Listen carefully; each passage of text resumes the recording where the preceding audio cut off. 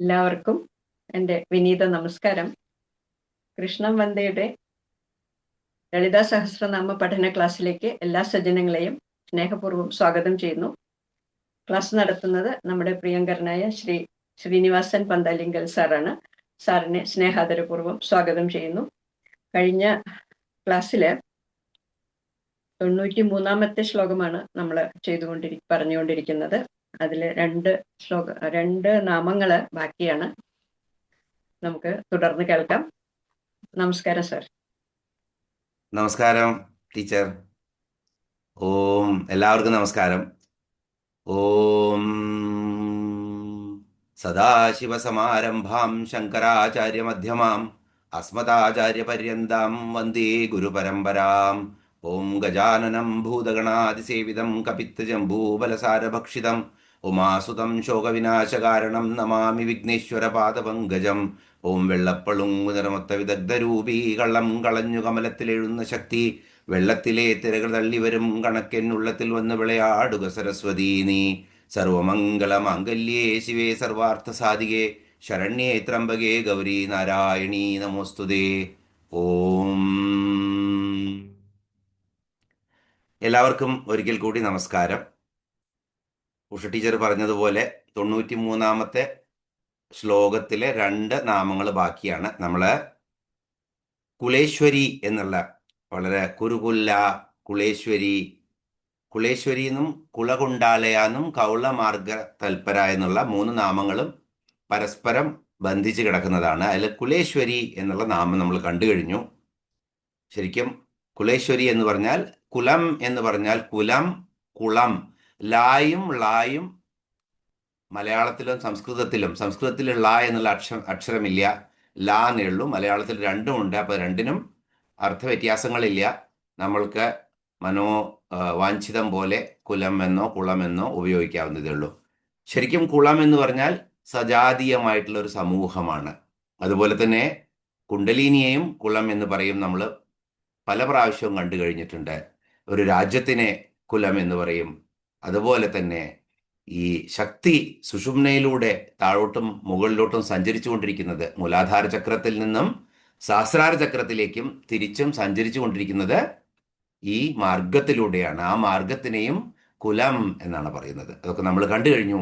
ഇനി നമുക്ക് ആ നാമം ഒന്ന് പെട്ടെന്ന് ജപിച്ചതിന് ശേഷം നമുക്ക് ആ അവസാനത്തെ 2 നാമങ്ങൾ കാണാം. കുശലാ കോമളാകാര കുരുകുല്ലാ കുളേശ്വരി കുളകുണ്ടാലയ കൗളമാർഗതൽപരസേവിത. അതിനകത്ത് 440-ാമത്തെ നാമമാണ് കുലകുണ്ടാലയ അല്ലെങ്കിൽ കുളകുണ്ടാലയ. കുലകുണ്ടം എന്ന് പറഞ്ഞാൽ എന്താണ്? കുലം അല്ലെങ്കിൽ കുലകുണ്ടം ആലയമാക്കിയവള്. കുലകുണ്ടാലയ, ആലയം എന്ന് പറഞ്ഞാൽ വാസസ്ഥാനം, വീട്, ഗൃഹം. ഇപ്പൊ ദേവി കുലകുണ്ടം ആലയമാക്കിയിരിക്കുകയാണ്. ഇനി കുലകുണ്ടം എന്താണെന്ന് നമുക്കൊന്ന് വിശദമായിട്ട് നോക്കാം. നമ്മൾക്കറിയാം, പല പ്രാവശ്യവും കണ്ടതാണ്, സുഷുമ്ന മാർഗത്തിലൂടെ ഈ സുഷുമ്ന നാഡിയില് ഇങ്ങനെ താഴത്തേക്ക് പോരുമ്പോൾ ഏറ്റവും ഒടുവില് മൂലാധാര ചക്രം എന്ന് പറയുന്ന ആ സ്ഥലത്ത്, നമ്മുടെ ഈ നട്ടെല്ലിന്റെ ഏറ്റവും ഒടുവില് അതിന്റെ ചുവട്ടില് ശരിക്കും എങ്ങനെയാണ്? ഒരു താമരക്കിഴങ്ങിന്റെ ആകൃതിയില്, അങ്ങനെയാണത്രേ അതിന്റെ ആകൃതി. താമരയുടെ കിഴങ്ങ് എല്ലാവരും കണ്ടു കാണും, ധാരാളം കാണാൻ കിട്ടുന്നതാണ്. താമരക്കിഴങ്ങിന്റെ ആകൃതിയില് ഇങ്ങനെ കിടക്കുന്നു. അതിന്റെ ഉള്ളിൽ ഒരു സുഷിരമുണ്ട്. ആ സുഷിരത്തിനകത്ത് ബിസതന്തു തനീയസിയായിട്ട് ഒരു താമര നൂല് പോലെ അത്രയും നേർത്തിട്ട് ഈ ചെറിയ സുഷിരത്തിനകത്ത് 3.5 ചുറ്റായിട്ടാണ് കുണ്ടലിനി ശക്തി ഒരു സർപ്പാകൃതിയില് താഴത്തേക്ക് ഊർധ്വമുഖമായിട്ട് കിടക്കുന്നത്. അപ്പോ ശരിക്കും ആ ഒരു താമരക്കിഴങ്ങിന്റെ ആകൃതിയിലുള്ള ആ ഭാഗത്തിന്റെ ആ സുഷിരത്തെയാണ് കുളകുണ്ടം എന്ന് പറയുന്നത്. അതിനകത്താണ് ഈ കുണ്ടലിനി ശക്തി വാസസ്ഥാനമായിട്ടിരിക്കുന്നത്. അപ്പോ ഒരു സാധകൻ ശരിക്കും ബ്രഹ്മജ്ഞാനം കിട്ടിയ സാധകനാണെങ്കിലും, അല്ലെങ്കിൽ സാധാരണ സാധന ചെയ്തിട്ട് ഒരു ചക്രമൊക്കെ എത്തിക്കുന്ന സാധകനാണെങ്കിലും, അല്ലെങ്കിൽ മൂലാധാര ചക്രത്തിന് സ്ഥിരത കൊടുക്കാൻ വേണ്ടിയിട്ട് സാധന ചെയ്യുന്ന ഒരു സാധകനാണെങ്കിലും, അവരുടെയൊക്കെ കുണ്ടലിനി ജാഗ്രത് അവസ്ഥയെ പ്രാപിക്കുമ്പോൾ ഈ കുണ്ടലിനിയാണ് ഉണർന്ന് ഈ കുണ്ടത്തിൽ നിന്നും ഉണർന്നിട്ട് ആണ് പുറത്തേക്ക് പോരുന്നത്. അതുകൊണ്ടാണ് കുലകുണ്ടം എന്നതിന് പറയുന്നത്. ഒരു കുണ്ടം തന്നെയാണ്, അതുകൊണ്ടാണ് കുലകുണ്ടം എന്ന് പറയുന്നത്. അപ്പൊ കുണ്ടലിനി ശക്തി ഈ പോവും വരും ചെയ്യുന്ന, അങ്ങനെ മുകളിലോട്ട് പോകും, സഹസ്രാരത്തിലേക്ക് എത്തിക്കഴിഞ്ഞാൽ അതിന് തിരിച്ചു വരണം. എന്ത് കർമ്മം ചെയ്യണമെങ്കിലും അതിന്റെ കർമ്മപഥം ഇരിക്കുന്നത് മൂലാധാര ചക്രത്തിലാണ്. വീണ്ടും അത് തിരിച്ചു വരും. അപ്പോൾ തിരിച്ചു വരുന്ന ആ സന്ദർഭത്തിൽ അത് അങ്ങനെ സുഷുപ്ത അവസ്ഥയിൽ ഇരിക്കുന്ന ആ സ്ഥലമാണ് കുലകുണ്ടം എന്ന് പറയുന്നത്. ആ കുലകുണ്ടത്തെ ആലയമാക്കിയവളാണ് ദേവി. അതുകൊണ്ട് ദേവിയെ കുലകുണ്ടാലയ എന്ന് പറയുന്നു. അപ്പോൾ എന്താണ്? മൂലാധാര ചക്രത്തിലിരിക്കുന്ന ആ ഒരു കിഴങ്ങിന്റെ ആകൃതിയിലെ, താമരക്കിഴങ്ങിന്റെ ആകൃതിയിലുള്ള ഒരു കുഹരമാണ് കുലകുണ്ടം. ആ കുലകുണ്ടത്തിലാണ് ദേവി ആലയമായിരിക്കുന്നത്. ഇത് ശങ്കരാചാര്യരുടെ സൗന്ദര്യലഹരിയിലെ സ്തോത്രത്തിൽ കൃത്യമായിട്ട് പറയുന്നുണ്ട്. അതല്ലാതെ മറ്റൊരു സ്തോത്രത്തില് സുധാധാരാസാരൈ ചരണയുഗളാന്തർവികളിതൈ പ്രപഞ്ചം സിഞ്ചന്തി പുനരവിരസാംനായ മഹസാ അവാപ്യസ്വാം ഭൂമിം ഭുജഗ നിഭമദ്യുഷ്ടവലയം സ്വമാത്മാനാം കൃത്വാ സ്വപിഷി കുലകുണ്ടേ കുഹരിണി. സൗന്ദര്യലഹരിയിലെ 10ാമത്തെ ശ്ലോകത്തിൽ തന്നെയാണ് പറയുന്നത്. എന്താണ്? ദേവി അവിടുത്തെ ചരണാരവിന്ദങ്ങളിൽ നിന്നും ഒഴുകുന്ന അമൃതധാരാ പ്രവാഹത്തിൽ, അതാണ് ശരിക്കും ദേവിയുടെ ചരണാരവിന്ദങ്ങളിലെ അമൃതധാര പ്രവാഹമാണത്. ആ പ്രവാഹത്തില് ഉപാസകന്റെ നാഡീവ്യൂഹങ്ങളെയൊക്കെ ഇങ്ങനെ നനയ്ക്കുകയാണ്. സിഞ്ചന്തി എന്നാണ് പറയുന്നത്. അങ്ങനെ ആ അവാപ്യമായിട്ടുള്ള പ്രപഞ്ചം സിഞ്ചന്തി പുനരവിരസാംനായ മഹസ, ആ കുളകുണ്ടാലയത്തിൽ ആ രസം കൊണ്ട്, ദേവിയുടെ പാതാരവിന്ദങ്ങളിൽ നിന്നും നിർഗമിക്കുന്ന രസത്തില് ഇങ്ങനെ ഉപാസകനെ, മുഴുവൻ ഉപാസകന്റെ ഓരോ അംശങ്ങളും ഓരോ സെല്ലുകളും അങ്ങനെ എന്താ ചെയ്യുന്ന, നനച്ച് അങ്ങനെ സഹസ്രാര ചക്രത്തിൽ എത്തിയിട്ട് ആ സഹസ്രാര ചക്രത്തിൽ നിന്ന് തൻ്റെ ആസ്ഥാനമായിട്ടുള്ള മൂലാധാര ചക്രത്തിലെത്തി തിരിച്ചെത്തി 3.5 ചുറ്റായിട്ട് ഒരു സർപ്പാകൃതിയില് അതിൻ്റെ മധ്യത്തില്, ഈ മൂലാധാരത്തിന്റെ മധ്യത്തിൽ സൂക്ഷ്മരന്ധ്രമുള്ളതും മൂലാധാരത്തിൽ സ്ഥിതവുമായിട്ടുള്ള കുളകുണ്ടത്തിലെ കന്ദമൂലത്തിൽ നീ സ്ഥിതി ചെയ്യുന്നു എന്നാണ്. സ്വാത്മാനാം കൃത്വ സ്വഭിഷി കുലകുണ്ടേശ്വരി കുഹരിണി. ആ കുഹരത്തിലാണ് ദേവി സ്ഥിതി ചെയ്യുന്നത്. അപ്പോ ഈ സാധകന്റെ എല്ലാ ആ ബ്രഹ്മാനുഭൂതി, ആ ആനന്ദം കൊടുത്തിട്ട് അതിനുശേഷം തിരിച്ച് വീണ്ടും ആ സുഷുമ്ന നാഡിയിലൂടെ തിരിച്ചിറങ്ങിയിട്ട് ആ കുളകുണ്ട കുഹരത്തില് ദേവി സ്ഥിതി ചെയ്യുന്നതാണ്. സൗന്ദര്യലഹരിയിൽ വളരെ വ്യക്തമായിട്ട് ഈ സഞ്ചാര പഥത്തെ വിവരിച്ചിട്ടുണ്ട് ശങ്കരാചാര്യ സ്വാമികള്. അതാണ് ഈ കുളകുണ്ടം എന്ന് പറയുന്നത്. അപ്പൊ എപ്പോഴാണെങ്കിലും നമ്മൾ ഓർത്തുകൊള്ളുക, ദേവിയുടെ വാസസ്ഥാനമാണ് കുളകുണ്ടം. അത് നമ്മുടെയൊക്കെ ചരാചരങ്ങളുടെ നട്ടലിനടിയിലിരിക്കുന്ന ആ കുഹരമാണ് ഏറ്റവും ഒടുവിലത്തെ. അവിടെയാണ് ദേവി ശക്തി സ്വരൂപിണിയായിട്ട് ഇരിക്കുന്നത് എന്ന് അർത്ഥം. അപ്പോൾ അതാണ് കുളകുണ്ടാലയ. ഇനി 441ാമത്തെ നാമം കൗലമാർഗ തൽപര സേവിത. കൗലമാർഗ തൽപര സേവിത. എന്താണ് കൗലമാർഗം? ശരിക്കും നമ്മൾ കണ്ടു കഴിഞ്ഞു. നമ്മൾ കൗലമാർഗത്തെ കുറിച്ചൊക്കെ കുറച്ചൊക്കെ നമ്മൾ കണ്ടതായിരുന്നു. 3 തരത്തിലുള്ള മതങ്ങളെ അല്ലെങ്കിൽ മാർഗങ്ങളാണുള്ളത്. എന്തൊക്കെയാണ്? സമയമാർഗം, മിശ്രമാർഗം, കൗളമാർഗം. സമയമാർഗം എന്ന് പറഞ്ഞാൽ സമയാചാര തൽപര എന്ന് ദേവിയുടെ ഒരു നാമമുണ്ട്. അപ്പോ ശരിക്കും ശാക്തേയ സമ്പ്രദായത്തിലെ 3 പന്ഥുകളാണിത്, അല്ലെങ്കിൽ 3 വഴികളാണിത്. ഇതിനകത്ത് വളരെ വ്യത്യസ്തമാർന്ന ആചാര രീതികളും അനുഷ്ഠാന രീതികളും ഓരോ മാർഗത്തിലുമുണ്ട്. സമയമാർഗത്തിലായാലും മിശ്രമാർഗത്തിലായാലും കൗളമാർഗത്തിലായാലും ധാരാളം പരമ്പരാഗതമായിട്ടുള്ള ആചാര രീതികളുണ്ട്.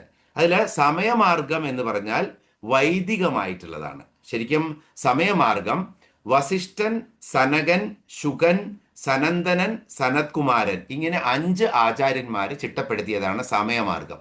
ഇപ്പൊ സമയമാർഗം വൈദിക മാർഗം തന്നെയാണ്, എന്നാലും വേദവിധി പ്രകാരമുള്ള മാർഗമാണ്. ശ്രുതികളെയും സ്മൃതികളെയും ഒക്കെ ആസ്പദമാക്കിയിട്ടുള്ള മാർഗത്തിലുള്ള ദേവി ഉപചാരങ്ങളാണ് സമയമാർഗം എന്ന് പറയുന്നത്. അപ്പോ ഈ രീതിക്ക് മറ്റൊരു പേരുണ്ട്. ഈ 5 പേരാണത്.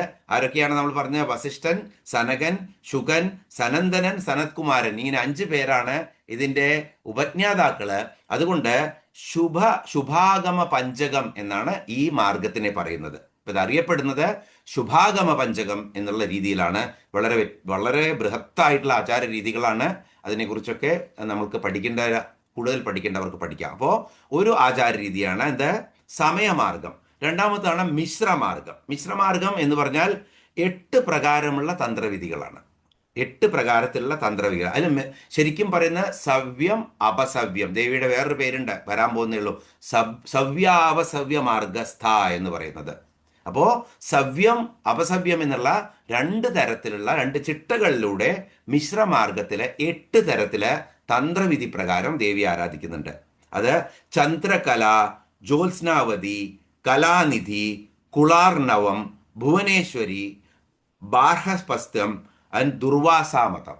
ഇങ്ങനെ 8 തരത്തിലുള്ളതാണ്. അതിനകത്ത് കുളാർണവം എന്നുള്ള ഗ്രന്ഥത്തെക്കുറിച്ചും ചില ശ്ലോകങ്ങളൊക്കെ നമ്മൾ പലപ്പോഴും പരാമർശിച്ചതാണ്. അപ്പോൾ ഇങ്ങനെ മിശ്ര രീതിയിലുള്ള അല്ലെങ്കിൽ മിശ്ര ജാതി അല്ലെങ്കിൽ മിശ്രമാർഗം എന്ന് പറയാം നമുക്ക്. അങ്ങനെയുള്ള ആരാധനാ സമ്പ്രദായമാണ്. ഭാരതത്തിലെ കശ്മീര ദേശം മുതൽ കന്യാകുമാരി വരെ, കേരളത്തിൽ വരെ ഇങ്ങനെ പല ദേശത്തും എല്ലായിടത്തും കുലദേവിയായിട്ട് ദേവി തന്നെയാണ് വസിക്കുന്നത്. അവിടെയൊക്കെ ആചാര രീതികൾ വ്യത്യസ്തമാണ്. ഇനി മൂന്നാമത്തെ മാർഗമാണ് കൗളമാർഗം. അപ്പോൾ കൗളമാർഗം എന്ന് പറഞ്ഞാൽ ഈ 2 മാർഗങ്ങളും സമയവും മിശ്രവും കൂടാതെ 64 തന്ത്ര വിധികളിൽ വ്യാപിച്ച് കിടക്കുകയാണ് കൗളമാർഗം. ഈ അനുഷ്ഠാനങ്ങളെ മൊത്തത്തിൽ കൂട്ടിയിട്ട് പറയുന്നു എന്ത്? കൗളമാർഗം അല്ലെങ്കിൽ കൗളം എന്ന് പറയുന്നു. അപ്പോൾ ശരിക്കും കൗളമാർഗം പലരും ഉപയോഗിക്കുന്നത് എന്തിനാണ്? ഐഹിക സിദ്ധികൾ നേടാൻ വേണ്ടിയിട്ടാണ്. ഇപ്പോൾ പലരും നമ്മൾ സിനിമകളിലൊക്കെ കാണുന്ന പോലെ മന്ത്രവാദം ചെയ്തിട്ട് അമാനുഷമായ സിദ്ധികളൊക്കെ ആർജിക്കുന്നത് സത്യമാണ്. ഇതൊക്കെ ചെയ്തു കഴിഞ്ഞാൽ, ആ ഉപചാരങ്ങൾ ചെയ്തു കഴിഞ്ഞാൽ ദേവിയുടെ തന്നെ നമുക്ക് ഓരോ രൂപങ്ങളും നമ്മൾ കണ്ടു കഴിഞ്ഞു. ശ്മശാനത്തിൽ പോയിട്ട് ആരാധിച്ചു കഴിഞ്ഞാൽ പ്രത്യക്ഷപ്പെടുന്ന ദേവിയുണ്ട്. അതുപോലെ തന്നെ യുദ്ധത്തിന് പോകുമ്പോൾ ആരാധിക്കുന്ന ദേവിയുണ്ട്. അതുപോലെ ഓരോ സമയത്തും പരീക്ഷയ്ക്ക്, അതുപോലെ മനബലം കുറഞ്ഞിരിക്കുമ്പോൾ ആരാധിക്കുന്ന ദേവി, പല തരത്തിലാണ് ദേവി. അപ്പോൾ എങ്ങനെ ആ ഉപാസകനെ ആരാധിക്കുന്നുവോ അതുപോലെ പ്രത്യക്ഷപ്പെടും ദേവി. അതുകൊണ്ട് ഈ 64 ഇതൊക്കെ എങ്ങനെയാണ്? ഈ 64 തന്ത്രവിധികളെയാണ് പൊതുവെ കൗളം എന്ന് പറയുന്നത്. ഇത് ഇങ്ങനെയൊക്കെ ഈ ഐഹിക മാർഗം ആളുകൾ ആദ്യമൊക്കെ ഐഹിക മാർഗത്തിലേക്ക് പോവും. അത് കഴിഞ്ഞാൽ അത് വേണം, എനിക്ക് ആ സിദ്ധി വേണം, ഈ സിദ്ധി വേണം, സിദ്ധി കിട്ടിക്കഴിഞ്ഞു കഴിഞ്ഞാൽ നമ്മൾ സിദ്ധനായി മാറും. അതൊക്കെ കഴിഞ്ഞ് കഴിഞ്ഞാൽ പിന്നെ തോന്നും ഇതൊന്നുമല്ല. അങ്ങനെ പതുക്കെ പതുക്കെ സാധകനെ ഇതിന്നൊക്കെ മാറ്റിയിട്ട് ആ ബ്രഹ്മതത്വത്തിലേക്ക് അടുപ്പിക്കുകയാണ് ഈ മാർഗങ്ങളൊക്കെ ചെയ്യുന്നത്. അപ്പോൾ ആദ്യം തന്നെ പിടിച്ചിട്ട് വല്ലവരോട് നമ്മൾ പറയാ സമയാചാര മാർഗത്തിലത്തെ ബ്രഹ്മതത്വം അറിയാനുള്ള വിദ്യ ഉപാസിക്കൂ എന്ന് പറഞ്ഞു കഴിഞ്ഞാൽ അതിന് പ്രിപ്പയർ ആവാത്ത ഒരു ജന്മം, ആ ജന്മം കൊണ്ട് അത് സാധ്യമല്ല. അപ്പോൾ അവർ ഒന്നും ചെയ്യാതെ നശിച്ചു പോവും. അതിലും ഭേദമാണ് അവരുടെ കാരണവന്മാര് സൃഷ്ടിച്ചു വെച്ചിട്ടുള്ള കൗളമാർഗത്തിലെ ഏതെങ്കിലും ഉപചാര ക്രിയകളിലൂടെ അവരെ ദേവിയെ വിശ്വസിച്ച് ആരാധിക്കുന്നു. പല ഉദാഹരണങ്ങൾ നമ്മൾ പണ്ടും കണ്ടതാണ്. അങ്ങനെ ആരാധിക്കുമ്പോൾ ദേവി പ്രത്യക്ഷയാവും. ആ പ്രത്യക്ഷയായിട്ട് കുറേ സിദ്ധികളൊക്കെ കിട്ടും. കുറച്ചു കാലം കഴിയുമ്പോൾ തോന്നും എനിക്ക് ഈ സിദ്ധികളൊന്നും വേണ്ട, ഇതിന്നും മുന്നിലേക്ക് പോകണം എനിക്കെന്ന് തോന്നും. അങ്ങനെ പോയിട്ട് അവസാനം ഈ ജന്മത്തിൽ അല്ലെങ്കിൽ അടുത്ത ജന്മത്തിലെങ്കിലും ആ ബ്രഹ്മജ്ഞാനം കിട്ടാനുള്ള കഴിവുണ്ടാവും. അതുകൊണ്ട് ദേവിയെ നേടാൻ, ശരിക്കും നമുക്ക് ദേവിയെ നേടാൻ ഉപയോഗിക്കേണ്ടത് എന്താണ്? ഏത് മാർഗത്തിലാണെങ്കിലും ദേവിയെ നമ്മൾ ആരാധിച്ചിട്ട് അതിനൊക്കെ ഇപ്പം നമ്മൾ പറയാണ് ദേവി ആരാധിക്കാൻ ഒറ്റ മാർഗമേ പാടുള്ളൂ. ഇപ്പോൾ ശരിക്കും നോക്കിക്കഴിഞ്ഞാൽ കൗളം എന്ന് പറഞ്ഞാൽ കുലത്തെ സംബന്ധിച്ചതാണ്. അപ്പോൾ ഈ മാർഗങ്ങളൊക്കെ എങ്ങനെയാണ് വരുന്നത്? നമ്മളുടെ ഗുരുപരമ്പരകളായിട്ട് അല്ലെങ്കിൽ കാരണവന്മാരായിട്ട് നമുക്ക് കിട്ടിയതാണ്. ഇപ്പോൾ ചില നാടൻ പ്രദേശങ്ങളിലെ അല്ലെങ്കിൽ കാട്ടുജാതിക്കാരുടെ സമ്പ്രദായം വൈദിക സമ്പ്രദായമാവില്ല. പക്ഷെ ഇതൊക്കെ അവിടെ ഉണ്ടായിരുന്ന ഋഷികളും മുനികളുമാണ് അതിനെയും ചിട്ടപ്പെടുത്തി കൊടുത്തിരിക്കുന്നത്. ഇതെല്ലാം സനാതന ധർമ്മത്തിൻ്റെ ആ വലിയ ഒരു എന്താ അതിന് പറയുക, ധാരാളം പുഷ്പങ്ങളും ജലാശയങ്ങളും മൃഗങ്ങളും മരങ്ങളും ഒക്കെ നടങ്ങിയിട്ടുള്ള ഒരു വലിയ വനസമ്പത്താണത്. അത് ശരിക്കും ഒരു റബ്ബർ തോട്ടമോ അല്ലെങ്കിൽ ഒരു മാന്തോട്ടമോ അല്ലെങ്കിൽ ഒരു പൂന്തോട്ടമോ അല്ല നട്ടുപിടിപ്പിച്ചിട്ട് വളർത്തിയെടുത്തിരിക്കുന്നത്. വിവിധങ്ങളാണ് സനാതന ധർമ്മത്തിൻ്റെ ആചാര രീതികൾ.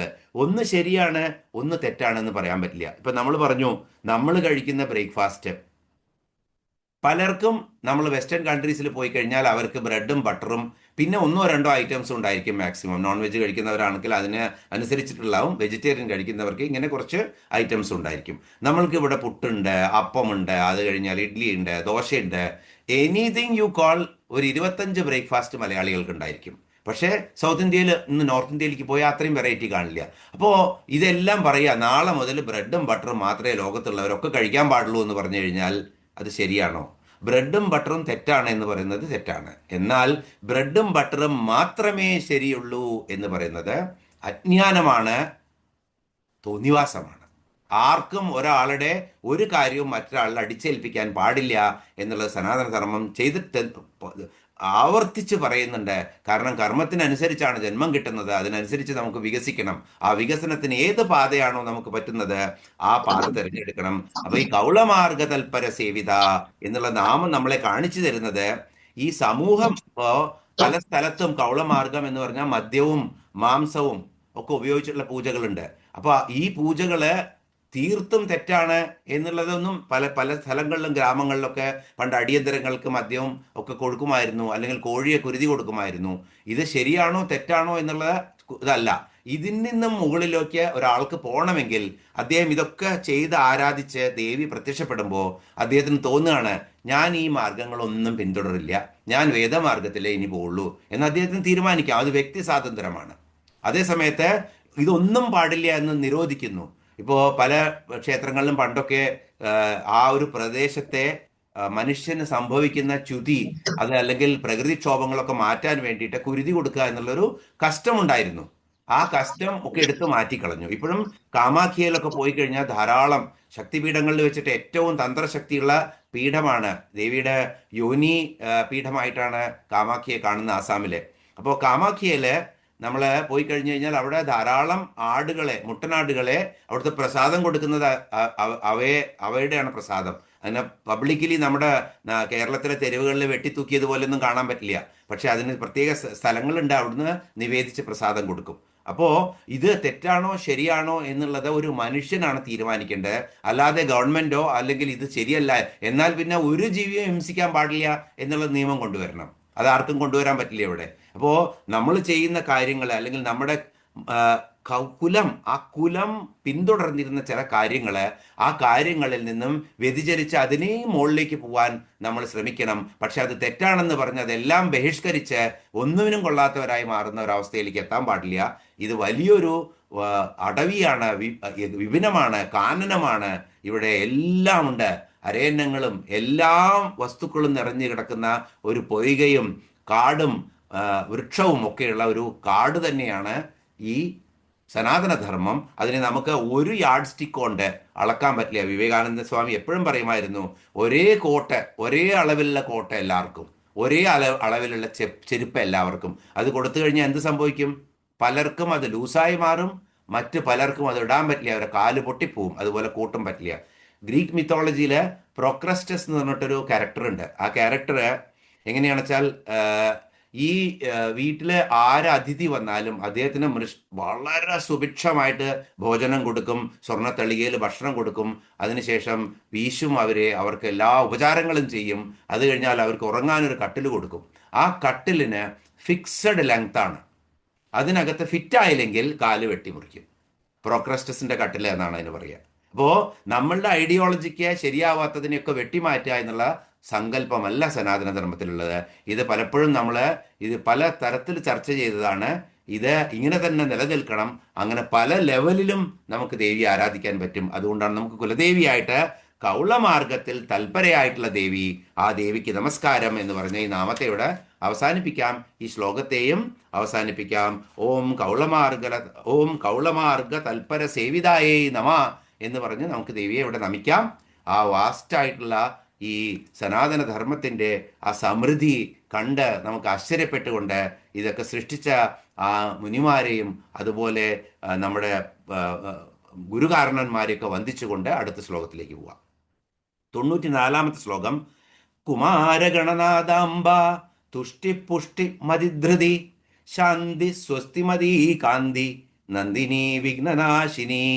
കുമാരഗണനാഥാംബ തുഷ്ടിപുഷ്ടി മതിധൃതി ശാന്തി സ്വസ്തിമതീ കാന്തിർ നന്ദിനി വിഘ്നനാശിനി. 442 മുതൽ 451 വരെയുള്ള 10 നാമങ്ങളാണ് ഈ ഒരൊറ്റ ശ്ലോകത്തിലുള്ള. പെട്ടെന്ന് പെട്ടെന്ന് പറഞ്ഞു തീർക്കാം നമുക്കിത്, കുറച്ച് സമയവും പോയി ഇന്ന്. 442 നാമം കുമാരഗണനാഥാംബ. കുമാരൻ ആരാണ്? സുബ്രഹ്മണ്യൻ. അപ്പോൾ കുമാരൻ്റെയും ഗണനാഥൻ ആരാണ്? ഗണപതി. അപ്പോൾ കുമാരൻ്റെയും ഗണപതിയുടെയും സുബ്രഹ്മണ്യൻ്റെയും ഗണപതിയുടെയും രണ്ടുപേർക്കും അമ്മയായവളാണ് പാർവതി. അതുകൊണ്ട് ദേവിയെ കുമാരഗണനാഥാംബ എന്ന് പറയുന്നു. ഇനി ഇതിനൊക്കെ ഇങ്ങനെ കുറേ സ്പ്ലിറ്റ് ചെയ്തിട്ട് കുൽസിതമായ മാരഗണം എന്നൊക്കെ പറഞ്ഞിട്ട് തന്നെ അതിനെ ബന്ധിക്കുന്ന ദേവി എന്നൊക്കെ പറഞ്ഞ് അതിനെ മുറിച്ചിട്ടൊക്കെ പല അർത്ഥങ്ങൾ ഉണ്ടാക്കാം. പക്ഷെ അതിൻ്റെ ഒന്നും ആവശ്യമില്ല. വായിക്കുമ്പോൾ നിങ്ങൾ ഇത് തന്നെ ഓർത്താൽ മതി. കുമാരഗണനാഥാംബ എന്ന് പറഞ്ഞാൽ കുമാരനും സുബ്രഹ്മണ്യനും ഗണനാഥനും ഗണപതിക്കും അമ്മയായിട്ടുള്ള ദേവി, ആ ദേവിക്ക് നമസ്കാരം എന്ന് പറഞ്ഞ് മനസ്സിൽ നമസ്കരിച്ചാൽ മതി. അങ്ങനെ 443 നാമത്തിലേക്ക് പോവാം. ഇനി 7 ദേവിയുടെ ഗുണങ്ങളാണ് അടുത്ത നാമങ്ങളിൽ വരുന്നത്.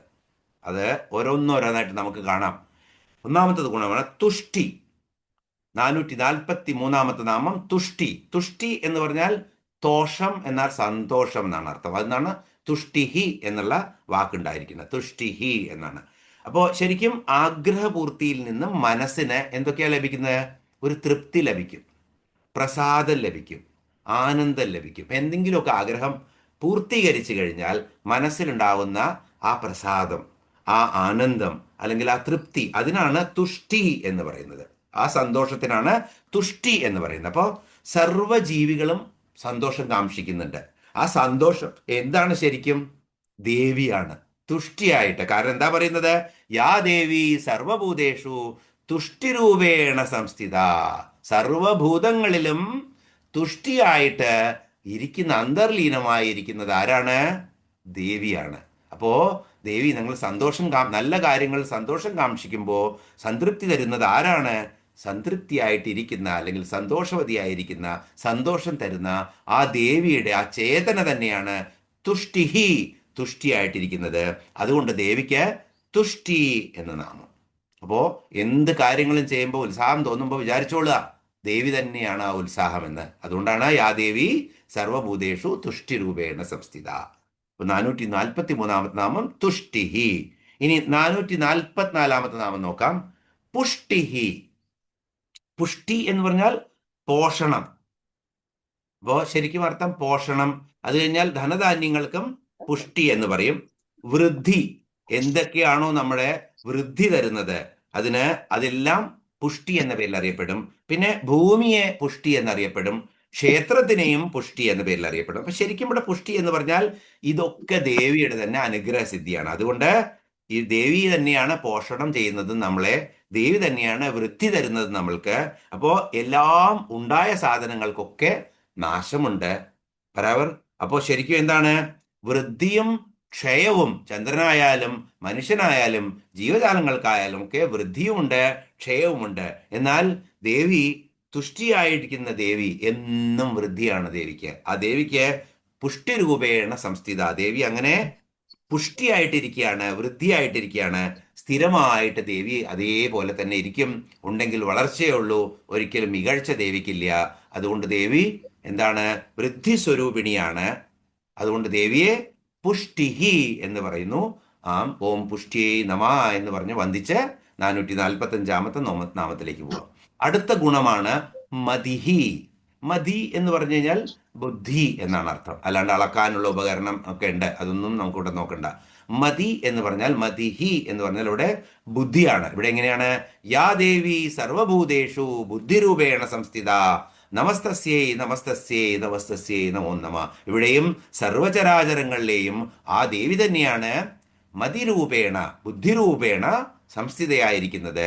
ജ്ഞാനപ്രദായിനിയാണ് ദേവി, ബുദ്ധിമതിയാണ് ദേവി, അത് ബുദ്ധി പ്രദാനം ചെയ്യുന്നവളാണ് ദേവി. അതുകൊണ്ട് ദേവി തന്നെയാണ് നമ്മളുടെ ബുദ്ധിയായിട്ട്. ഈ പരിമിതമായ ബുദ്ധിയാണെങ്കിലും അതൊക്കെ പ്രകാശിക്കുന്നത് ദേവിയുടെ കാരുണ്യം കൊണ്ടാണ്. ആ ദേവിക്ക് നമസ്കാരം. ഇനി 440 നാമമാണ് ധൃതി. ധൃതി എന്ന് പറഞ്ഞാൽ മലയാളത്തിലുള്ള ധൃതിയല്ല. എന്താ അത്ര ധൃതി പിടിച്ച് പോണേ എന്ന് ചോദിക്കും മലയാളത്തിൽ. മലയാളത്തിലുള്ള ധൃതിയല്ല. ധൃതി എന്ന് പറഞ്ഞാൽ മനസ്സിന്റെ ധൈര്യത്തെയാണ് കാണിക്കുന്നത്. ധൃതി എന്ന് പറഞ്ഞാൽ ദേവിയും ഇവിടെയും യാ ദേവി സർവഭൂതേഷു ധൃതിരൂപേണ സംസ്ഥിത, മനസ്സിന് സ്ഥൈര്യവും സ്ഥിരതയും ധൈര്യവും തരുന്ന ആ സവിശേഷതയാണ് ധൃതി. ആ ധൃതി ദേവി തന്നെയാണ്. ഇപ്പൊ ശരിക്കും എന്ത് ദുഃഖം വന്നാലും, നമുക്ക് താങ്ങാൻ പറ്റാത്ത ദുഃഖം വന്നാലും നമ്മൾ അതിനെയൊക്കെ അതിജീവിച്ചിട്ട് നമ്മൾക്ക് ആ അതിജീവനം തരുന്ന ശക്തിയാണ് ഈ ധൃതി എന്ന് പറയുന്നത്. ആ ധൈര്യം, ആ സ്ഥൈര്യം, അത് ദേവി തന്നെയാണ്. സമചിത്തത കൈവിടാതെ പെട്ടെന്ന് നമ്മൾ ആ ബാലൻസിലേക്ക് തിരിച്ചു വരുന്നു. എന്ത് ദുരിതമുണ്ടായാലും ആ ആ ശക്തിയാണ് ധൃതി. ആ ശക്തി ആരാണ്? ഈ നമ്മുടെ ദേവി തന്നെയാണ്, അമ്പ തന്നെയാണ് ആ ശക്തി. അതുകൊണ്ട് ദേവിക്ക് ധൃതിരൂപേണ സംസ്ഥിത എന്ന് പറഞ്ഞ് നമസ്കരിച്ച് 447 നാമത്തിലേക്ക് പോവാം. ഓം ശാന്തിഹി എന്നാണ് അടുത്ത നാമം. അപ്പോ ഇവിടെയും എങ്ങനെയാണ്? യാ ദേവി സർവഭൂതേഷു ശാന്തിരൂപേണ സംസ്ഥിത, നമസ്തസ്യൈ നമസ്തസ്യൈ നമസ്തസ്യൈ നമോ നമ. ശരിക്കും പ്രശാന്തമായിട്ടുള്ള ഒരു ശമമായിട്ടുള്ള അവസ്ഥയാണ്. എല്ലാം അടങ്ങുക. ആ ഒരു എന്താ പറയുക, ആ കടലിലൊക്കെ ഒരുപാട് അലകൾ ഉണ്ടാവണു, വേലിയേറ്റവും വേലിയിറക്കമൊക്കെ ഉണ്ടാവുമ്പോൾ അത് കഴിഞ്ഞ് ഇങ്ങനെ ശാന്തമായിട്ട് പ്രശാന്ത സുന്ദരമായിരിക്കുന്ന അവസ്ഥ, അതാണ് ശാന്തി. അപ്പോൾ ശരിക്കും ഭഗവത്ഗീതയിലെ 12-ാം അധ്യായത്തിൽ 19-ാമത്തെ ഒരു ശ്ലോകമുണ്ട്. തുല്യനിന്ദാസ്തുതിർമൗനി സന്തുഷ്ടോ യേന കേനചിത് അനികേത സ്ഥിരമതിർ ഭക്തിമാൻ മേ പ്രിയോ നരഹ. എനിക്ക് ഏറ്റവും പ്രിയപ്പെട്ട ആരാണ്? ഏത് ഭക്തിമാനാണ്, ഏത് നരനാണ് എനിക്ക് ഏറ്റവും പ്രിയപ്പെട്ടതെന്ന് കൃഷ്ണൻ പറയാണ്. തുല്യനിന്ദ സ്തുതിർമൗനി. നിന്ദ കേട്ടാലും സ്തുതി കേട്ടാലും തുല്യമായിരിക്കും അവസ്ഥ. സന്തുഷ്ടോ ഏന കേനചിത്. ദുഃഖം വന്നാലും സുഖം വന്നാലും ഒരേ ചിത്തം സ്ഥിതിയായിരിക്കും. അനികേത സ്ഥിരമതിർ ഭക്തിമാൻ. അപ്പോൾ ഇതിന്റെ കുറേ ശ്ലോകങ്ങൾ വീണ്ടും ഉണ്ട്. ശീതോഷ്ണ സുഖദുഃഖേഷു സമത്സംഗ വിവർജിത എന്നൊക്കെ അടുത്ത ശ്ലോകങ്ങൾ വരുന്നുണ്ട്. അപ്പോൾ ഈ ഭക്തിമാനെ കുറിച്ച്, ഭക്തൻ എങ്ങനെ ഇരിക്കണം?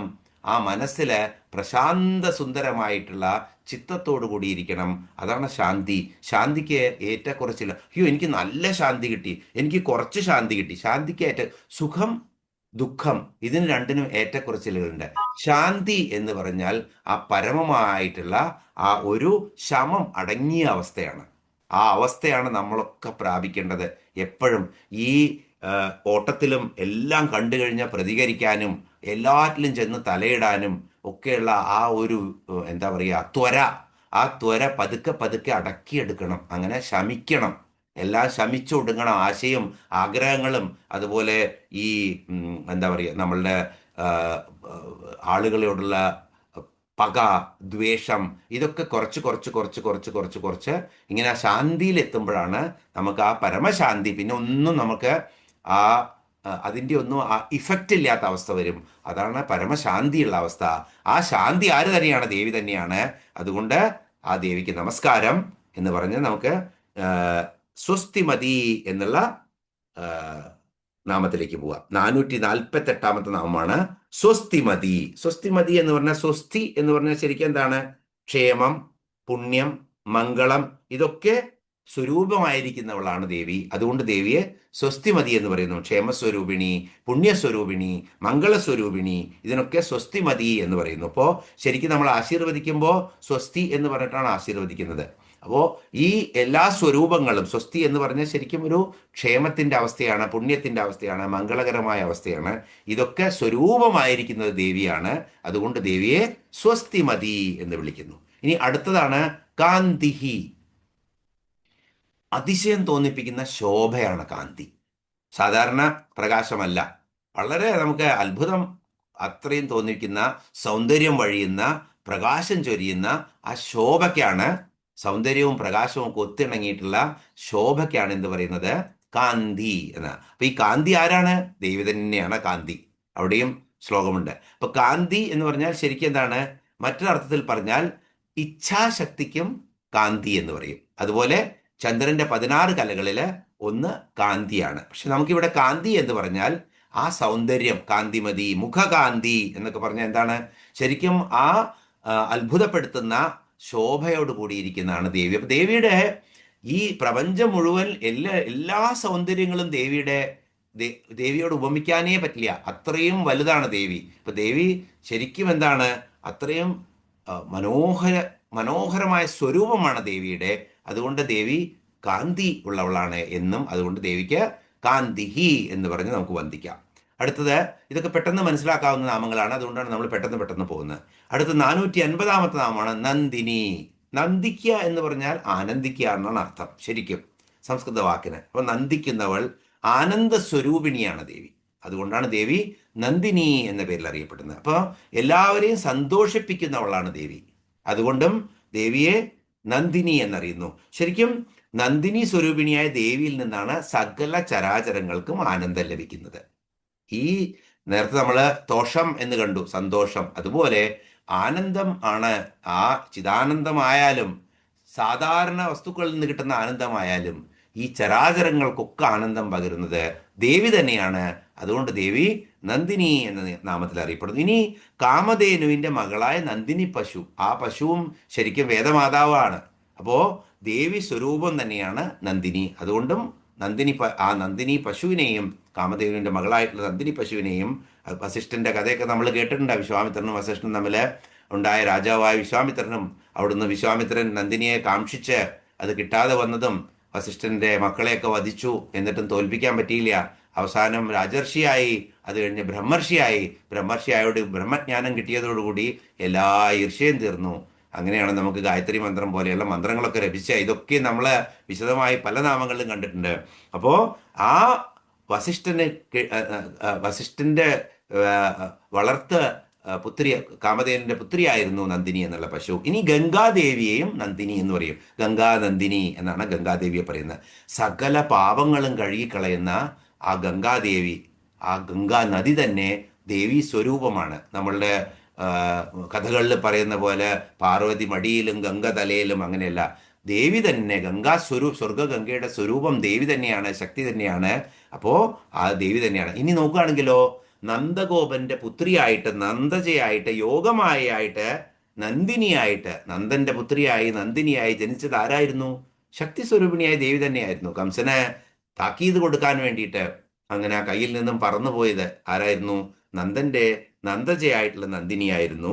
അതുകൊണ്ട് യോഗമായയും നന്ദിനി എന്ന പേരിൽ അറിയപ്പെടുന്നു.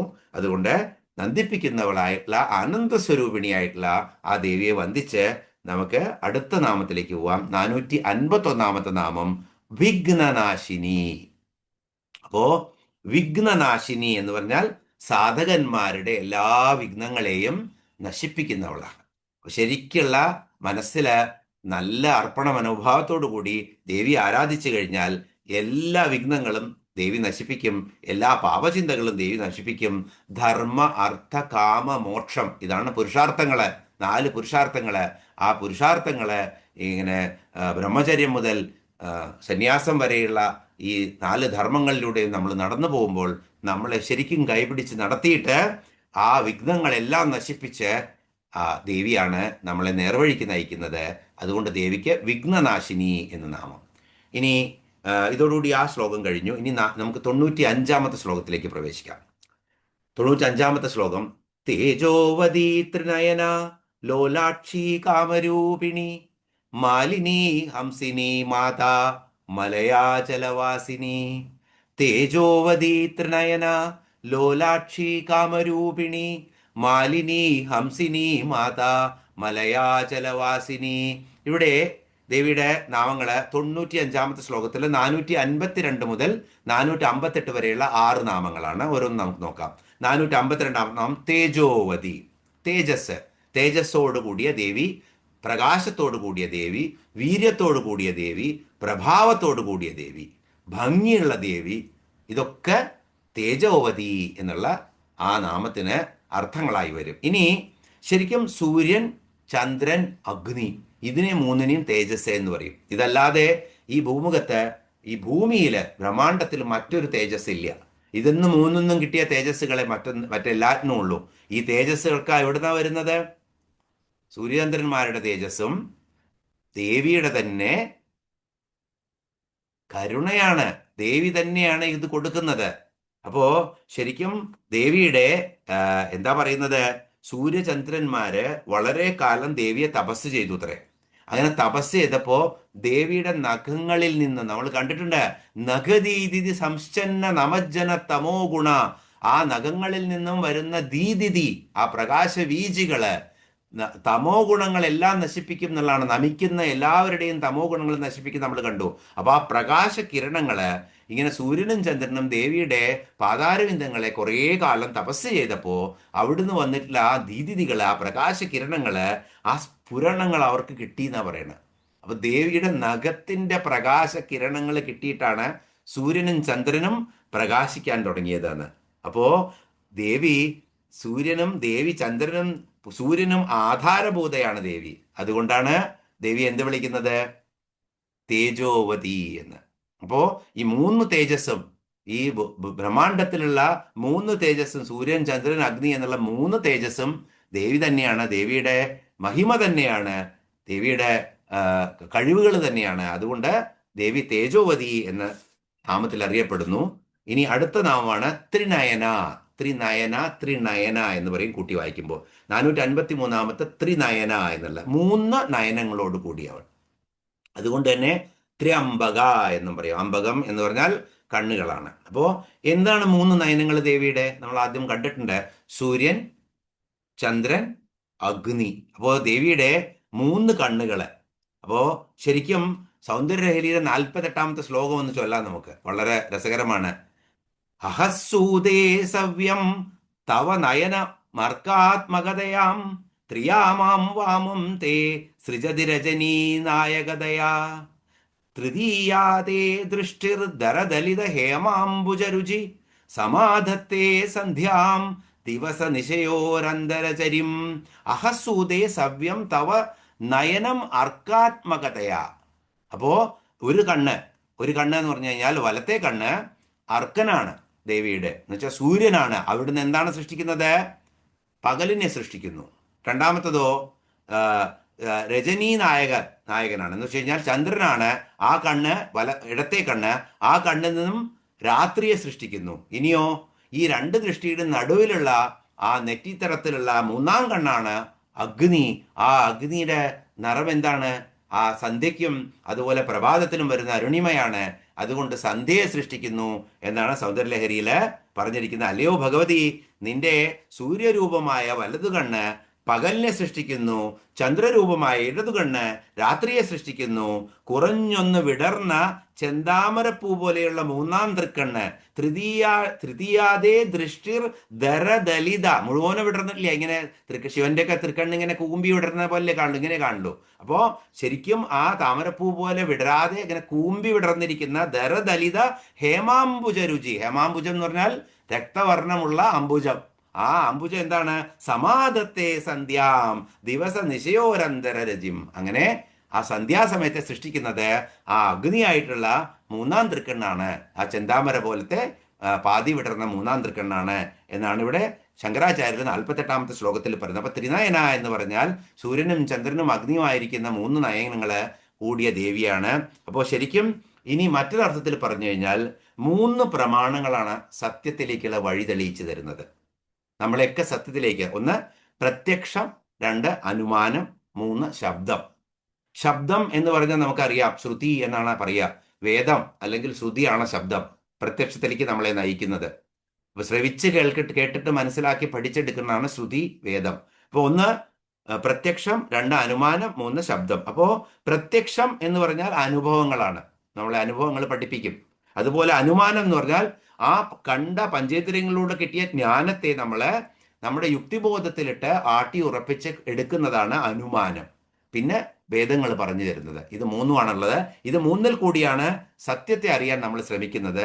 നമ്മുടെ അനുഭവം, പഞ്ചേന്ദ്രിയങ്ങളുടെ അനുഭവം, ആ അനുഭവങ്ങളിലൂടെ കിട്ടിയ ജ്ഞാനത്തെ മനസ്സിലിട്ട് നമ്മളെ യുക്തിബോധം കൊണ്ട് അതിനെ ഒരു അനുമാനത്തിലെത്തുന്നു.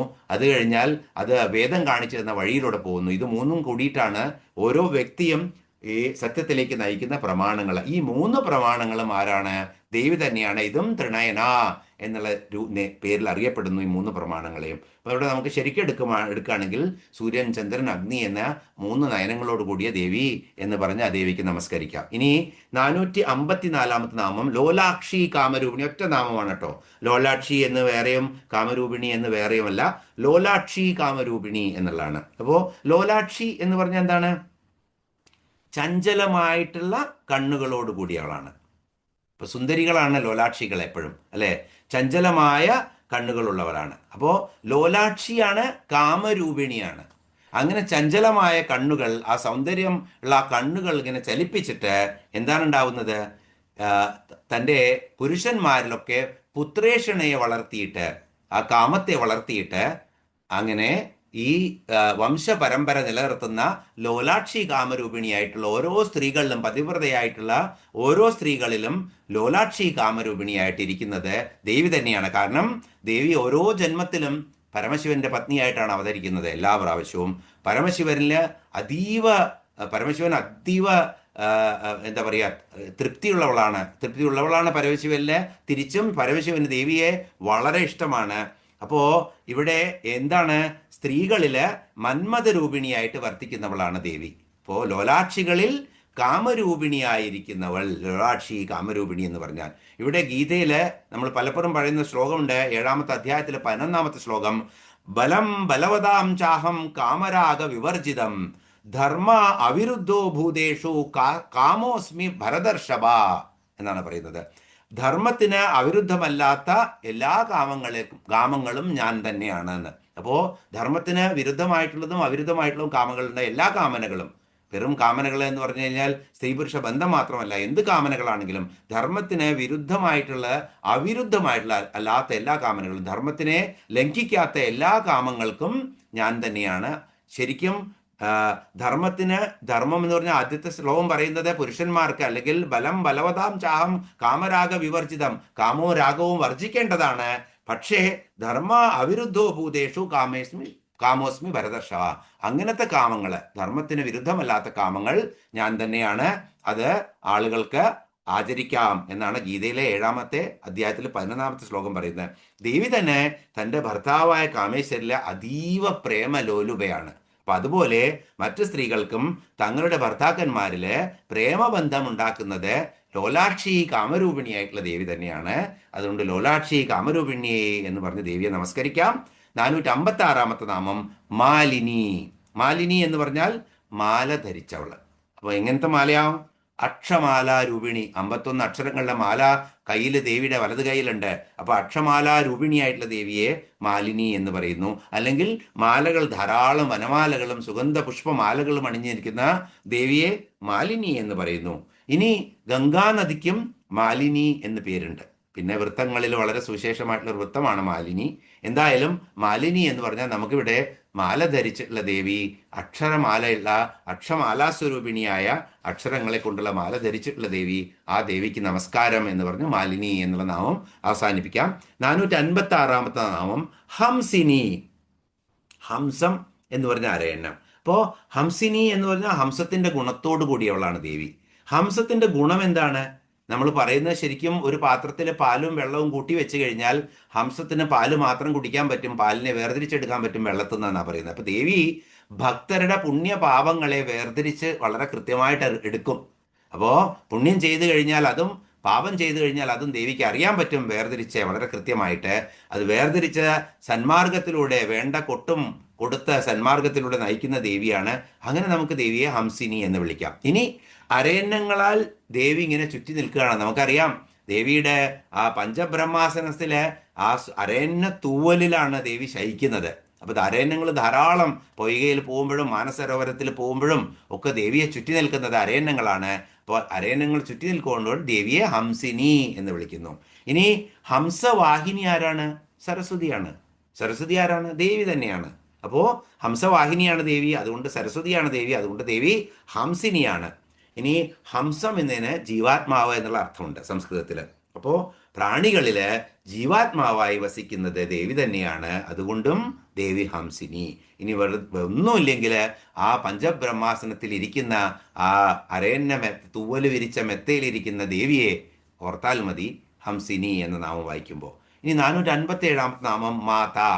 ശ്രീമാത നമ്മൾ കണ്ടതാണ്. മോറോർലെസ് സെയിം അർത്ഥം തന്നെയാണ്. അമ്മയാണ് ശ്രീമാത എന്ന് കണ്ടത്. എല്ലാം ഇവിടെ മാത എന്ന് മാത്രം പറയുമ്പോൾ ശരിക്കും എല്ലാ മന്ത്രങ്ങളുടെയും, ഈ ലോകത്തുള്ള എല്ലാ മന്ത്രങ്ങളുടെയും അമ്മയാണ് ദേവി. എന്ന് വെച്ച് കഴിഞ്ഞാൽ എല്ലാം ദേവിയിൽ നിന്ന് ഉരുത്തിരിഞ്ഞു വന്നതാണ് എല്ലാ മന്ത്രങ്ങളും. അപ്പോൾ ശരിക്കും ആ ദേവിയെ അങ്ങനെയും ഒരർത്ഥത്തിൽ അമ്മ എന്ന് പറയുന്നു. മന്ത്രമാതാവ് വേദമാതാവ് എന്നൊക്കെ പറയുന്ന അർത്ഥത്തിൽ, അല്ലെങ്കിൽ അമ്മ എന്നുള്ള അർത്ഥത്തിൽ തന്നെ നമ്മൾ അറിഞ്ഞാൽ മതി. ചരാചരങ്ങളുടെ ബ്രഹ്മാണ്ടത്തിന്റെ ജനനിയാണ് ദേവി. അതുകൊണ്ട് ആ ദേവിക്ക് നമസ്കാരം. ഇനി കായവരോഹൻ ക്ഷേത്രം നമ്മൾ പലപ്പോഴും പറയാറുണ്ട്. ഇത് ശിവപുരാണത്തിലെ കായവരോഹൻ ക്ഷേത്രത്തെക്കുറിച്ച് പറയുന്നുണ്ട്. ശിവൻ കായമെടുത്തിട്ട് അവതരിച്ചതാണ്. ഞാനിവിടെ ആര് വരുമ്പോഴും കൊണ്ടുപോകാറുണ്ട് അവിടെ. ഒരു പ്രാവശ്യം ഹനുമാൻ ചാലിസ ചെയ്തപ്പോൾ കായവരോഹനിൽ പോയിട്ട് മൂന്നാവർത്തി നമ്മൾ ഹനുമാൻ ചാലിസ ചെയ്തായിരുന്നു. അവിടെയുള്ള ദേവിക്ക്, പാർവതി ദേവിക്ക് മാതാ എന്ന പേരിലാണ് അറിയപ്പെടുന്നത്. പക്ഷെ ഗുജറാത്തിലെ എല്ലാ ക്ഷേത്രങ്ങളിലെയും അംബ എന്ന് പറഞ്ഞാലും അല്ലെങ്കിൽ മാതാ എന്ന് തന്നെയാണ് അറിയപ്പെടുന്നത്. പക്ഷെ പ്രത്യേകിച്ചും കായവരോഹനിലെ ദേവിയെ മാതാ എന്ന പേരിലാണ് അറിയപ്പെടുന്നത് എന്ന് പറഞ്ഞു. ഇനി 458ാമത്തെ നാമം മലയാചലവാസിനി. മലയാചലവാസിനി, മലയപർവ്വതത്തിൽ വസിക്കുന്നവൾ. അപ്പോൾ ശരിക്കും ചന്ദനം ധാരാളമുള്ള പർവ്വതമാണ് മലയപർവ്വതം. ആ മലയപർവ്വതം ചന്ദനം വളരെ പ്രിയമാണ് ദേവിക്ക്. അവിടെ വസിക്കുന്നവളാണ് ദേവി. ഇനി മലയാളവാസിനി എന്നും പലരും ഇതിനെ അർത്ഥം കൊടുത്തിട്ടുണ്ട്. കാരണം 108 പരശുരാമൻ, 108 ദുർഗാലയങ്ങളാണ് പരശുരാമൻ കേരളത്തിനെ വീണ്ടെടുത്തപ്പോൾ സ്ഥാപിച്ചത്. 108 ദുർഗാലയങ്ങൾ സ്ഥാപിച്ചു എന്ന് പറഞ്ഞു. ഇത്രയും ദുർഗാക്ഷേത്രങ്ങൾ, ഓരോ വില്ലേജിലും കുലദേവിയായിട്ട് ഇരിക്കുന്നത് ദുർഗയാണ് പല രൂപത്തിലും. അതുകൊണ്ട് മലയാള വാഹിനിയാണ് മലയാചലവാഹിനി എന്ന് പറഞ്ഞാൽ എന്നും അർത്ഥം പറയുന്നവരുണ്ട്. ഇപ്പം നമുക്ക് മലയാചലവാസിനി എന്ന് പറഞ്ഞാൽ മലയ പർവ്വതത്തിൽ വസിക്കുന്ന ദേവി, ആ ദേവിക്ക് നമസ്കാരം എന്ന് പറഞ്ഞ് ഈ 10 നാമങ്ങൾ നമ്മൾ പെട്ടെന്ന് പറഞ്ഞു തീർത്തു. കാരണം വളരെ എളുപ്പമുള്ള നാമങ്ങളായിരുന്നു. തേജോവതി ത്രിനയന ലോലാക്ഷി കാമരൂപിണി മാലിനി ഹംസിനി മാതാ മലയാചലവാസിനി. ഇനി 96ാമത്തെ ശ്ലോകത്തിലേക്ക് പ്രവേശിക്കാം നമുക്ക്. 96ാമത്തെ ശ്ലോകം. സുമുഖി നളിനി സുഭ്രൂഹു ശോഭനാസുരനായിക കാളകണ്ഠി കാന്തിമതി സൂക്ഷോഭിണി സൂക്ഷ്മരൂപിണി. സുമുഖി നളിനി സുഭ്രൂഹു ശോഭനാസുരനായിക കാളകണ്ഠി കാന്തിമതി ക്ഷോഭിണി സൂക്ഷ്മരൂപിണി. ആദ്യത്തെ നാമം 459ാമത്തത്. ഇവിടെ 9 നാമങ്ങളുണ്ട് ഈ ശ്ലോകത്തിൽ. സുമുഖി. സുമുഖി എന്ന് പറഞ്ഞാൽ സുന്ദരമായ മുഖത്തോടു കൂടിയവൾ. ഇപ്പോൾ സാമുദ്രിക ശാസ്ത്രത്തെക്കുറിച്ച് നമ്മൾ പലപ്പോഴും കണ്ടു. പല പല സാമുദ്രിക ശാസ്ത്രത്തിൽ പറയുന്ന സൗന്ദര്യ ലക്ഷണങ്ങൾ എഴുതി വെച്ചിട്ടുള്ള ശാസ്ത്രമാണ് സാമുദ്രിക ശാസ്ത്രം. അതിനകത്ത് പറഞ്ഞിട്ടുള്ള ഒരു കോട്ടവുമില്ലാത്ത സുന്ദരതയോട് കൂടിയിട്ടുള്ള മുഖമുള്ളവളാണ് ദേവി. ആ ദേവിക്ക് സുമുഖി എന്ന പേരിൽ അറിയപ്പെടുന്നു. ഇനി ഷോഡശി പൂജ ചെയ്യുമ്പോൾ, ഷോഡശ ഉപചാര ഷോഡശി പൂജയിൽ ഒരു ദേവിയാണ് സുമുഖി. പല രൂപങ്ങളിലും ദേവിയെ നമ്മൾ ആരാധിക്കുമ്പോൾ സുമുഖി എന്ന രൂപത്തിലുള്ള ദേവിയെയും ആരാധിക്കുന്നുണ്ട്. ശരിക്കും എന്താണ് നല്ല ജ്ഞാനം? സുമുഖനാവുന്നത് എപ്പോഴാണ്? ശരിക്കും ഒരാളില് ആ ഒരു തെളിച്ചം കാണുന്നത് വിജ്ഞാനമുള്ളപ്പോഴാണ്. അപ്പൊ കറുപ്പോ വെളുപ്പോ അല്ല, വിജ്ഞാനം ഇങ്ങനെ നിറഞ്ഞ് ആ ശാന്തി ഇങ്ങനെ കൈവരിച്ചു കഴിഞ്ഞാൽ എന്താണ്ടാവുന്നത്? അതിങ്ങനെ സ്ഫുരിക്കും മുഖത്തുനിന്ന്. അതിനാണ് നമ്മൾ ആ ബ്രഹ്മകാന്തി എന്നൊക്കെ പറയും. ആ കാന്തി വരാൻ തുടങ്ങിക്കഴിഞ്ഞാൽ ദേവി തന്നെയാണ് വിജ്ഞാന സ്വരൂപിണി. ഇതൊക്കെ കൊടുത്തിട്ട് ആ സുമുഖിയുമാക്കുന്നത് ദേവി തന്നെയാണ്. അതുകൊണ്ട് ദേവിയുടെ നാമം സുമുഖി എന്ന് പറഞ്ഞ് നമുക്ക് നമസ്കരിക്കാം. ഇനി 460ാമത്തെ നാമം നളിനി. നളിനി എന്ന് പറഞ്ഞാൽ താമര. ഇനി താമര എന്നും താമര പൊയ്ക എന്നും പറയും നളിനി എന്നല്ല.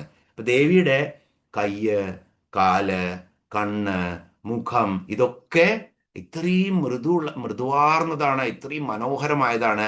അതിനൊക്കെ എന്തുകൊണ്ടാണ് ഉപമിക്കാറ്? താമരപ്പൂവിനെ കൊണ്ടാണ് ഉപമിക്കാറ്. അതുകൊണ്ട് ദേവി നളിനി. എല്ലാ അവയവങ്ങളും ദേവിയുടെ മൃദുവാണ്, താമരപ്പൂ പോലെ മനോഹരമാണ്. അതുകൊണ്ട് ദേവിയെ താമരയോടെ എപ്പോഴും ഉപമിക്കും. അതുകൊണ്ട് ദേവിയുടെ നാമം നളിനി എന്ന നാമം കൊണ്ട് വിശേഷിപ്പിക്കുന്നു. ഇനി നളിനി എന്ന് പറഞ്ഞാൽ സ്വർഗഗംഗയ്ക്ക്, ആകാശഗംഗയ്ക്ക് പറയുന്ന നാമമാണ് നളിനി. ആകാശഗംഗ ദേവി തന്നെയാണ്, അതുകൊണ്ടും ദേവി നളിനിയാണ്. ഇനി ശരിക്കും ഗംഗ എന്നൊക്കെ പറഞ്ഞാൽ എന്താണ്? ദേവിയുടെ തന്നെ വിഭൂതിയാണ് ഗംഗ. അങ്ങനെ ആ നളിനിയായിരിക്കുന്ന, ഗംഗാനദിയായിരിക്കുന്ന, അല്ലെങ്കിൽ വളരെ ശോഭയുള്ള ആ ദേവിക്ക് നമസ്കാരം എന്ന് പറഞ്ഞ് നമുക്ക് 461ാമത്തെ നാമം സുബ്രൂഹു എന്നുള്ള നാമം. ഭ്രൂ എന്ന പുരികക്കൊടി, സുഭ്രൂ എന്ന് പറഞ്ഞാൽ നല്ല സുന്ദരമായിട്ടുള്ള പുരികക്കൊടി. അപ്പോൾ ശങ്കരാചാര്യരുടെ സൗന്ദര്യ 47ാമത്തെ ശ്ലോകത്തില് ദേവിയുടെ പുരികക്കൊടികളെ ഗംഭീരമായിട്ട് കാമദേവന്റെ വില്ലിനോട് ഉപമിക്കുന്നുണ്ട്. അങ്ങനെ കാമദേവന്റെ വില്ലില് നമ്മുടെ 2 പുരികക്കൊടികളും പറയുന്നത് എന്താ വെച്ചാൽ, ഇങ്ങനെ പിടിച്ചു കഴിഞ്ഞാൽ പിടിച്ച ആ ഭാഗം കാണില്ല, 2 പുരികക്കൊടികൾ മാത്രം, വില്ല് അപ്പുറത്തും ഇപ്പുറത്തും വളഞ്ഞിട്ട്. അപ്പൊ ശരിക്കും അത് ഒരു കാമദേവന്റെ വില്ലിനോടാണ് ഉപമിക്കുന്നത്. ആര്? ആചാര്യസ്വാമികൾ. ഇപ്പോൾ ഇവിടെ തന്നെ നളചരിതത്തിലെ 2-ാം ദിവസത്തിലാണല്ലേ, ചില്ലിയുഗളങ്ങൾ കൊണ്ട് എന്നെ തല്ലിടാതെ എന്നുള്ളത് വളരെ വളരെ ഫേമസ് ആയിട്ടുള്ള പദമാണ്. രാമൻകുട്ടി ആശാനൊക്കെ അവതരിപ്പിക്കുമ്പോൾ ആ ചില്ലിയുഗളങ്ങളും കൊണ്ട് ഇങ്ങനെ തല്ലുന്നത് കാണാൻ, ചെണ്ടയിൽ അങ്ങനെ കാണിക്കുന്നത് വളരെ ഭംഗിയാണ്. അദ്ദേഹം പുരിയം ആട്ടുന്നതും അതിനനുസരിച്ച് ചെണ്ട അടിക്കുന്നതും ആ ദമയന്തിയെ കണ്ട് കാട്ടാളൻ പറയുന്ന പദമാറ്റമാണ് ചില്ലിയുഗളങ്ങൾ കൊണ്ട് എന്നെ തല്ലിടാതെ എന്നുള്ളത്. ഇപ്പോൾ സുഭ്രു എന്ന് പറഞ്ഞാൽ സുന്ദരമായിട്ടുള്ള പുരികക്കൊടിയോട് കൂടിയവൾ, തൻ്റെ കാമേശ്വരനായിട്ടുള്ള തൻ്റെ പതിയെ ആകർഷിക്കാനുള്ള ആ എല്ലാ ലക്ഷണമൊത്തിട്ടുള്ള ആ ചില്ലിയുഗങ്ങളോട് കൂടിയതാണ്. ഇനി 462-ാമത്തെ നാമം ശോഭന. ശോഭന എന്ന് പറഞ്ഞാൽ അതിയായി ശോഭിക്കുന്നവൾ. അപ്പോൾ സൗന്ദര്യം കൊണ്ട് അങ്ങനെ ശോഭിക്കുകയാണ്, അല്ലെങ്കിൽ മംഗളസ്വരൂപിണിയാണ്, ശുഭം നൽകുന്നവളാണ്, അതുകൊണ്ട് ശോഭന. സൗന്ദര്യം കൊണ്ട് ശോഭിക്കുന്നവളാണ്, അതുകൊണ്ട് ശോഭന. മംഗളസ്വരൂപിണിയാണ്, ശുഭം നൽകുന്നവളാണ്, അതുകൊണ്ട് ശോഭന. ഇനി ദേവിയാണ് ആക്ച്വലി സദാചാരം, ജ്ഞാനം എന്നൊക്കെയുള്ള അർത്ഥവും ശോഭന എന്നുള്ളത്. അപ്പം ആളുകൾക്കൊക്കെ, തൻ്റെ ഭക്തർക്ക് സദാചാര ബോധവും അതുപോലെ നിഷ്ഠയും ജ്ഞാനവും ഒക്കെ കൊടുക്കുന്ന ദേവിയാണ്. അതുകൊണ്ട് ദേവി ശോഭന എന്ന നാമത്തിൽ അറിയപ്പെടുന്നു. 462-ാമത്തെ നാമം. 463-ാമത്തെ നാമം സുരനായിക. സുരനായിക എന്ന് പറഞ്ഞാൽ ദേവന്മാർക്ക് നായിക. നമ്മൾ പലപ്പോഴും കണ്ടു, ദേവിയാണ് അവതരിച്ച് പലപ്പോഴും ദേവന്മാരെ. ദേവി സർവേശ്വരിയാണ്, എല്ലാ ബ്രഹ്മാണ്ടത്തിനും നായിക.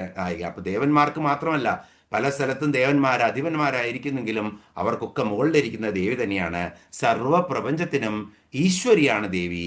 ആ ദേവിയെ സുരനായിക എന്ന് വിളിച്ച് നമസ്കരിച്ച് ഇന്ന് നമുക്ക് ഈ സെഷൻ അവസാനിപ്പിക്കാം. 96-ാമത്തെ ശ്ലോകത്തിലെ 463-ാമത്തെ നാമം നമ്മൾ കഴിച്ചു. ഇവിടെ നമുക്കിന്ന് അവസാനിപ്പിക്കാം. ഓം ശാന്തി ശാന്തി ശാന്തി.